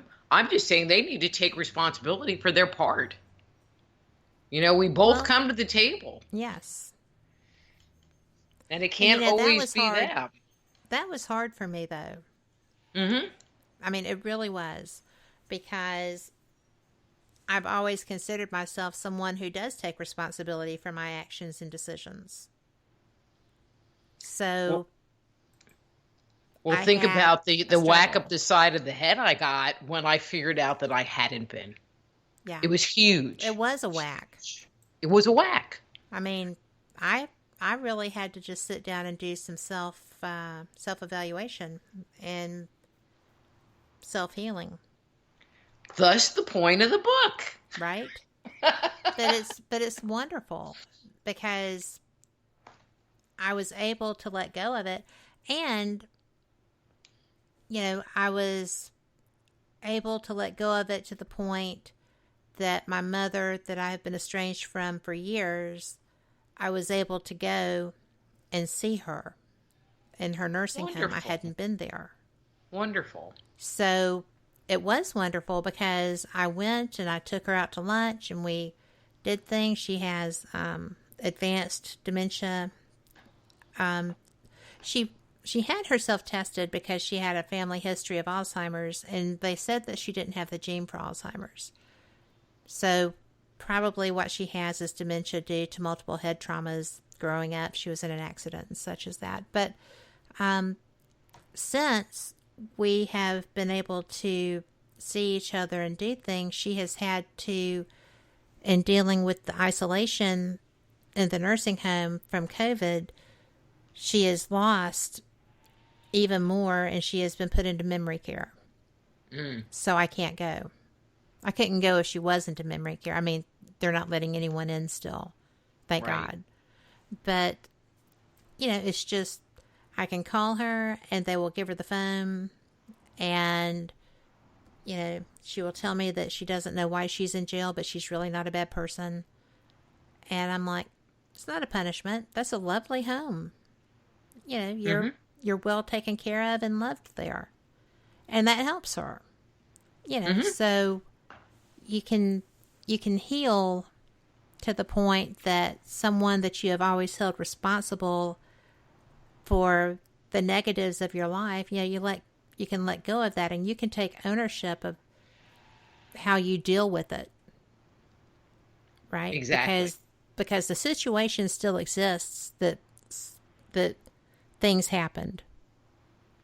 But I was able to take ownership, thank you very much, and put that to the side because I was done with it. And I interact much better with my spouse, I think with my children, with my mother, with a lot of things. And for me, because literally this was my journey as I was researching stuff, I was taking notes and then I reorganized it, obviously, was that I learned that I had a choice. Yep. And I could choose to like you. I could choose to not like you. I could choose to whatever. And that was a huge hello for me. It's like, oh, you mean I don't have to put up with this crap? It's very powerful. I don't have to put up with your bad behavior? Really? Okay. Well, you get in a relationship with someone, you make a commitment to the person, whether you get married, you're living with them, whatever that level of commitment is. And I'm a Leo, so, I'm really loyal.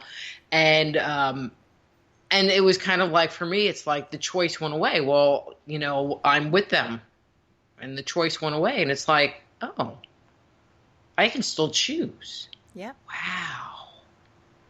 Wow. Consciously. Mm-hmm. It's a conscious choice to be there. Yeah. Yeah. That, I think, was the most beautiful part. Because you don't feel trapped. You don't feel imprisoned. You're a free and equal partner with,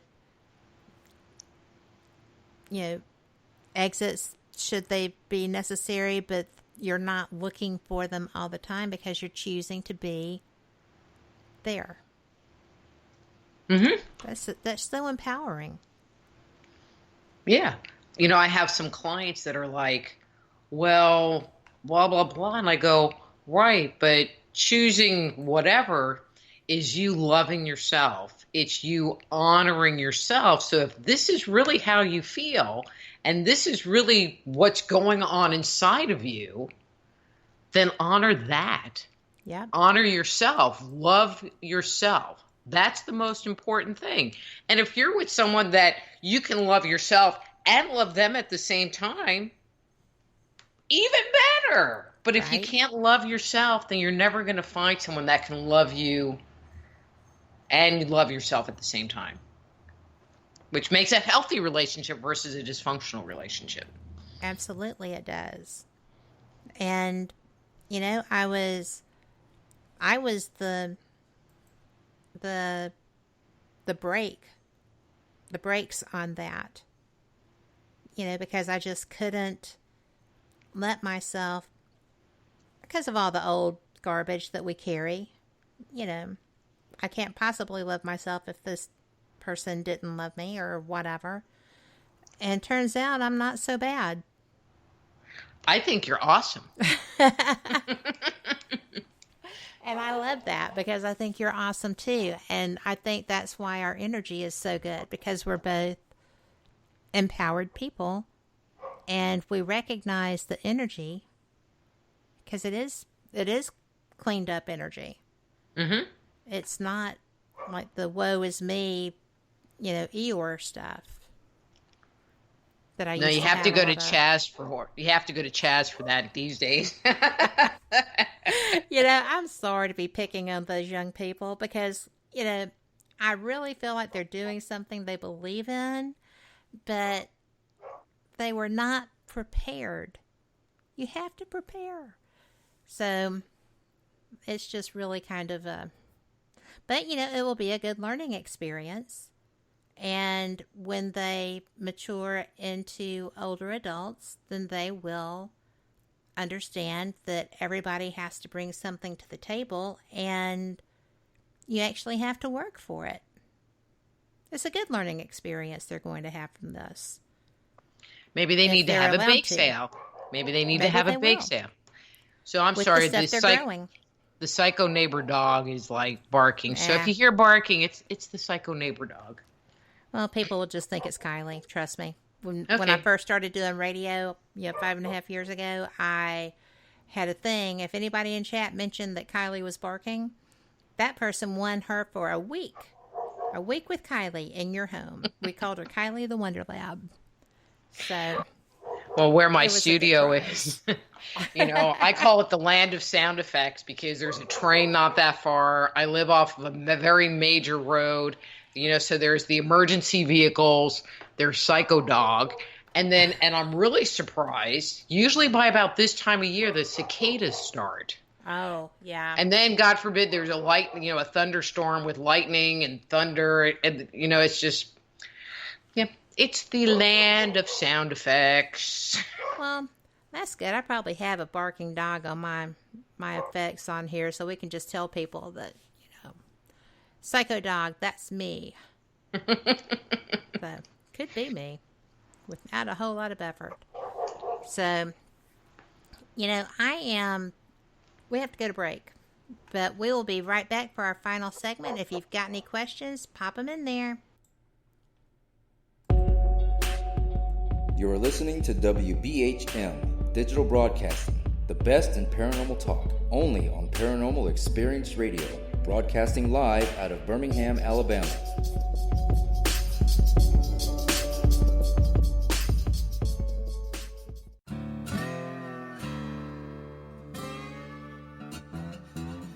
Oh, come on. I'm Southern, but... Nope. That'll do. Hello. I am Kat Hobson, host of Paranormal Experience here on WBHM Digital Broadcasting out of Birmingham, Alabama. I enjoy having guests from all areas of the paranormal, from ghosts to ufology to cryptids and beyond. You'll find some of the best researchers in their fields bringing you some great information. Join me on Wednesday nights from 8 to 10 p. Eastern here on WBHM Digital Broadcasting. Since 1948, Fate magazine has brought you reports of the strange and unknown, all of them true. Fate Radio is carrying on that tradition, bringing you the unusual, macabre, strange, and bizarre. Join host Kat Hobson Sunday nights from 8 to 10 p.m. Eastern on WBHM Digital Broadcasting.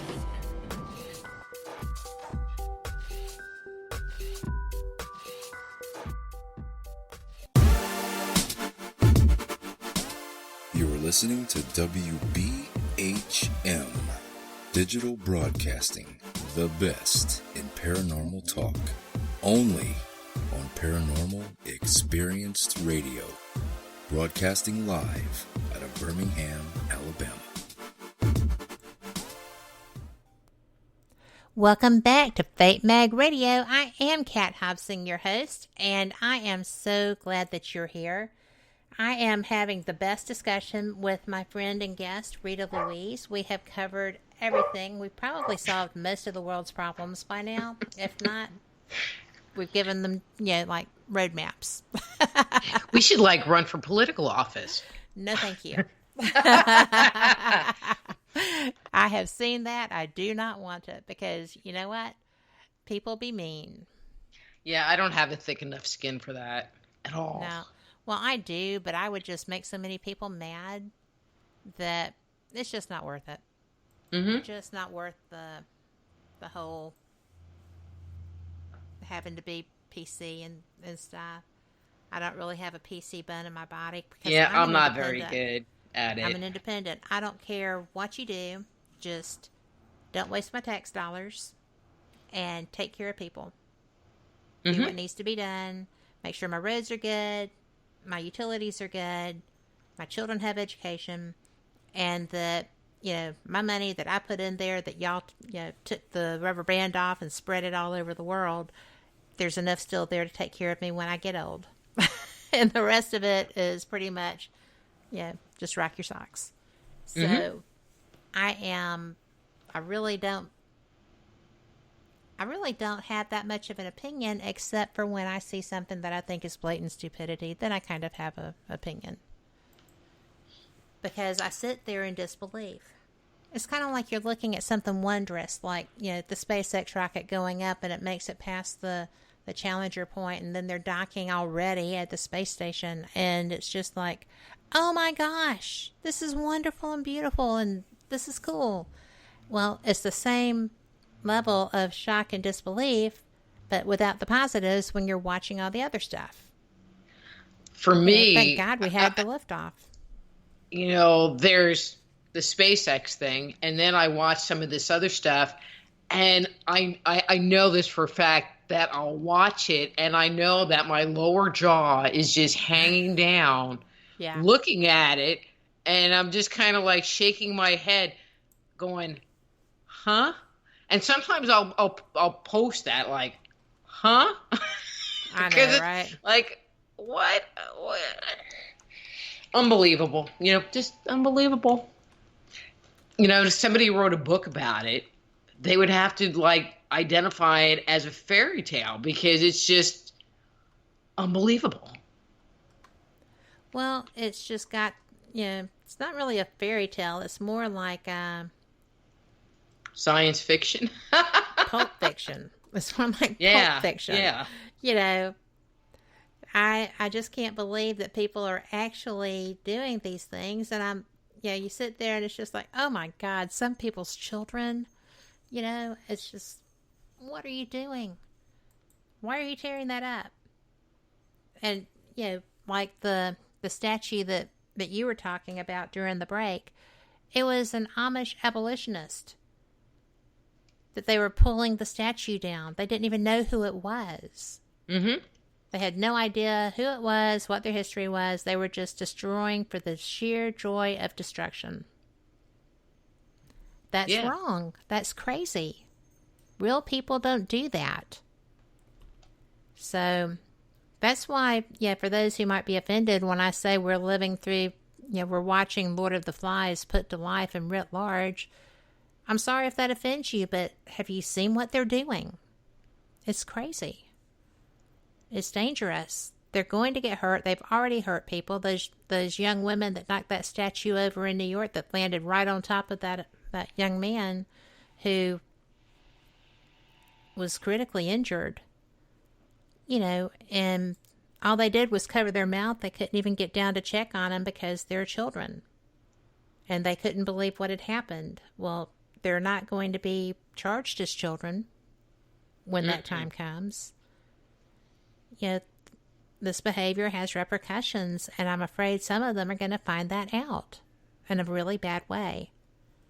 So, we have just been on a roll, girlfriend. We have Why don't you talk for a minute now?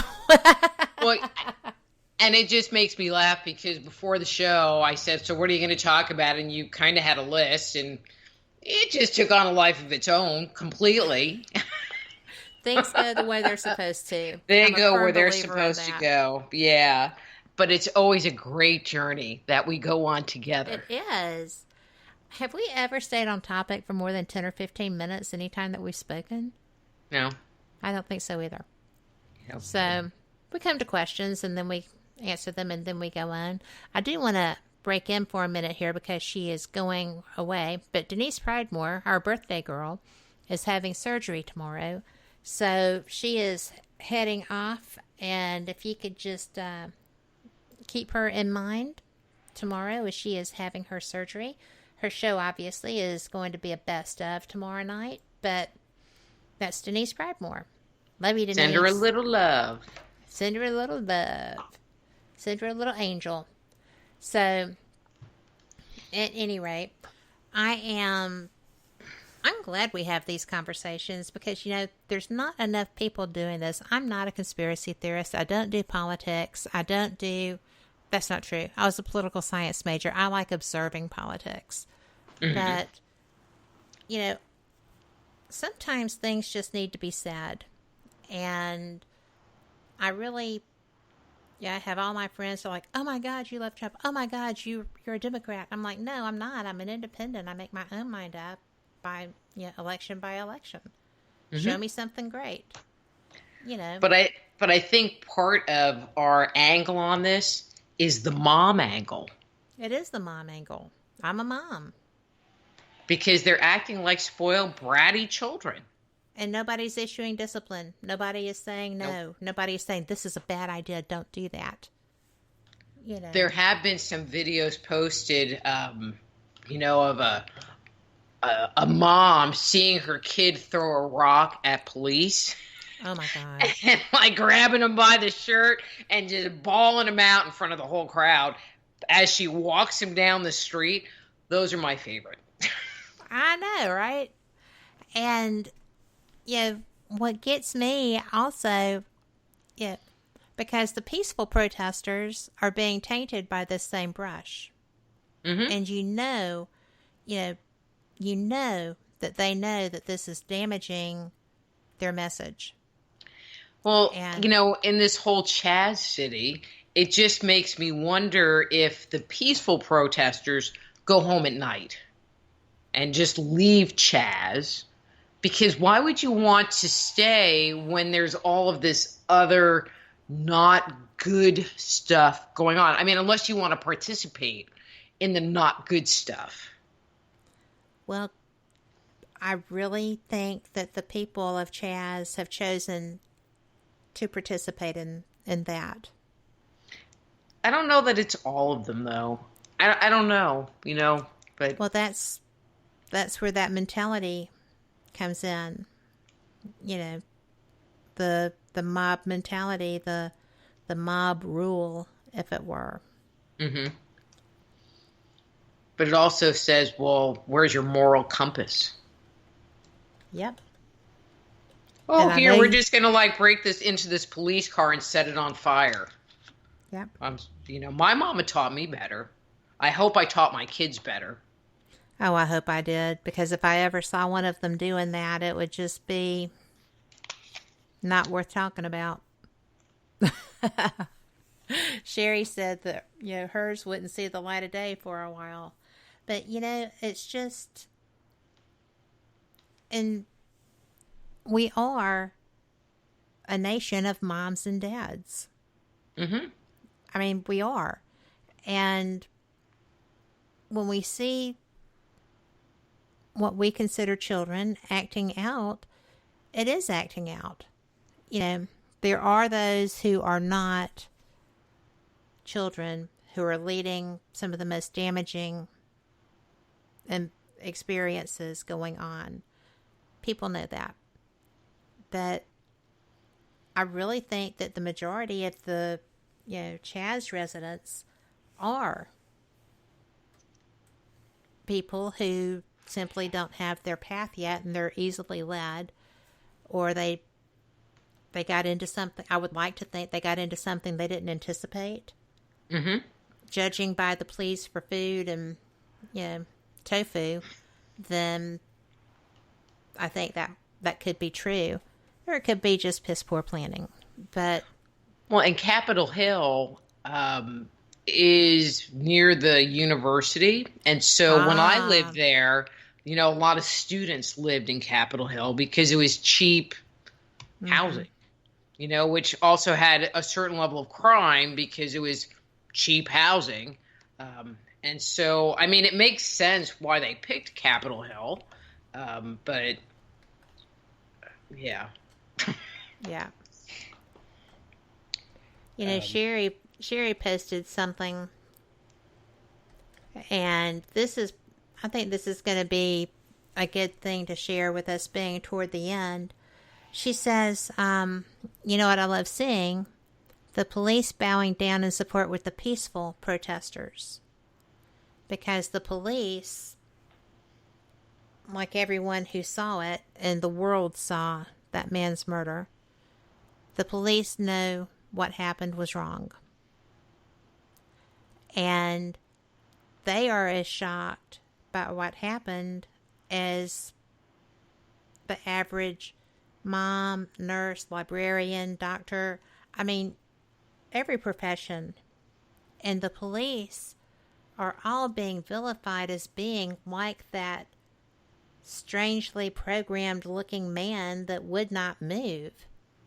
Even though he looked into the camera, he knew he was being filmed doing that. He would not move. Mm-hmm. And he knew what was going to happen to him, too. So there was that cop, but then there were the other cops that were with him. And they are just as guilty because they didn't say, hey, quit it. Hey, get up. Get off his neck. It was almost like it was a plan. Yeah, well, that's... And... Let's not go down that rabbit hole. Well, that rabbit hole has a pretty wide opening.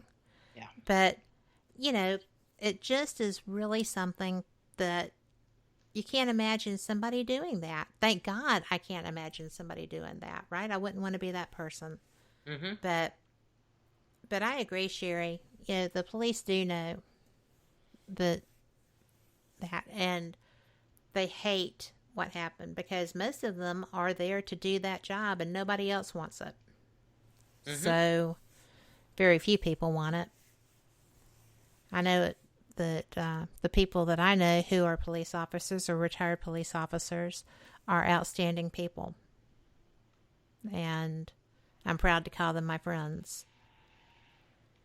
There's always going to be that one or that dozen or whatever. But humans are humans. We're seeing a lot of good decisions. We're seeing a lot of bad decisions. The bad decisions get the attention. So that's why you see the riots. And not so much the nice people during the day. Mm-hmm. Exactly. But I'm so glad that you're here. I always love coming on with this show with you. Always, always.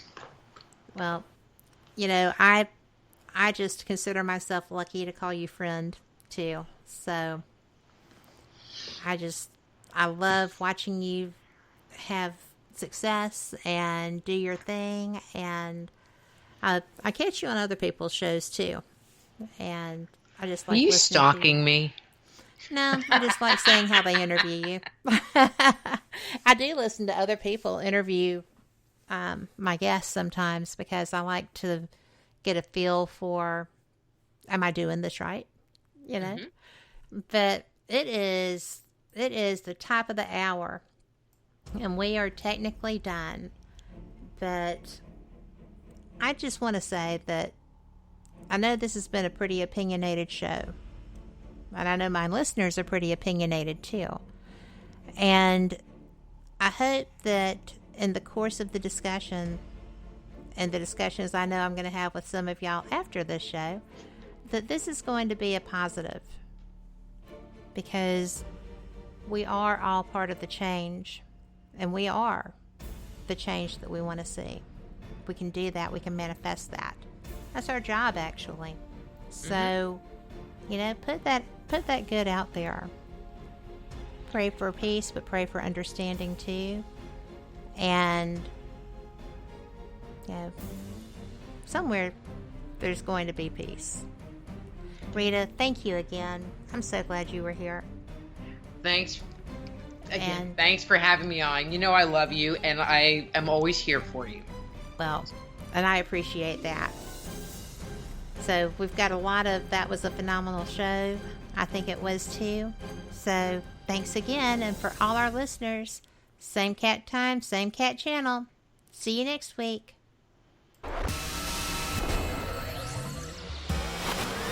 You are listening to WBHM Digital Broadcasting, Birmingham, Alabama.